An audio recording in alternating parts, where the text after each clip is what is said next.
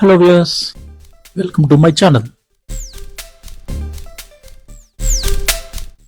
So ఈరోజు నేను ఇంకొక మూవీ రివ్యూ తీసుకొచ్చాను.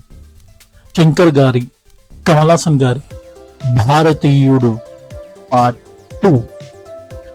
ఎందుకింత గర్వంగా చెప్తున్నానంటే, అప్పట్లో భారతీయుడు సినిమా మామూలుగా కాదు, ఒక ఊపు ఊపింది. అప్పుడు వచ్చిన భారతీయుడిలో కరప్షన్ గురించి చూపించారు కదా. మళ్ళీ ఇన్ని ఇయర్స్ తర్వాత ఈ మూవీలో కూడా మన సొసైటీలో జరిగే కరప్షన్ గురించే చూపించారు.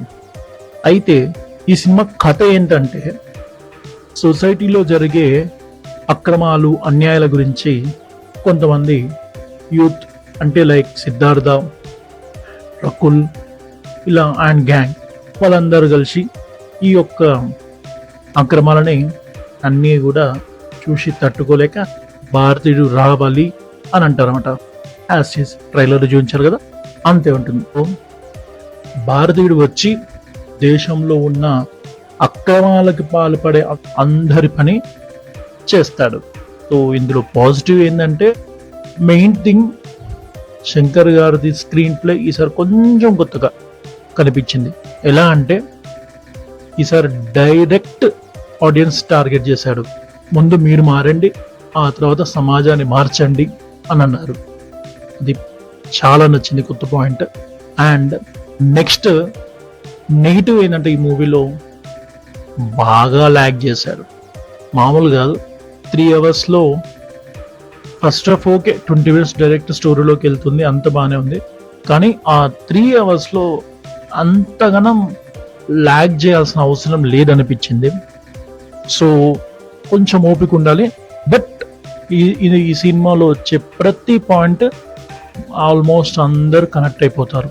అలాంటి మేజర్ పాయింట్స్ క్రిస్టల్ క్లియర్గా ఈ సినిమా ద్వారా చూపించారు. ఇందులో కమల్ హాసన్ గారి యాక్టింగ్ చాలా అంటే చాలా బాగా చేశారు. అండ్ సిద్ధార్థ యాక్టింగ్ చెప్పనక్కర్లేదు, ఆయన కూడా సూపర్ చేశాడు. అండ్ రకుల్ ప్రీత్ సింగ్ పర్లేదు, కొంచెంసేపు ఉన్న మంచి చేసిండు. హైలైట్ ఏంద్రా అంటే, మన సముద్రకని మస్తు చేసిండు. అండ్ సింహం అల్టిమేట్ యాక్టింగ్ చేసిండు. సో వీళ్ళందరి యాక్టింగ్ చాలా బాగుంది.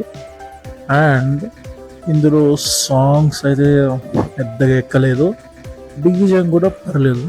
కానీ ఎంతైనా నాకు అనిపించింది పర్సనల్గా, శంకర్ అండ్ ఏఆర్ రెహమాన్ కలిస్తేనే బాగుంటుందని నా ఫీలింగ్. అండ్ ఓకే, బీజం రెండు.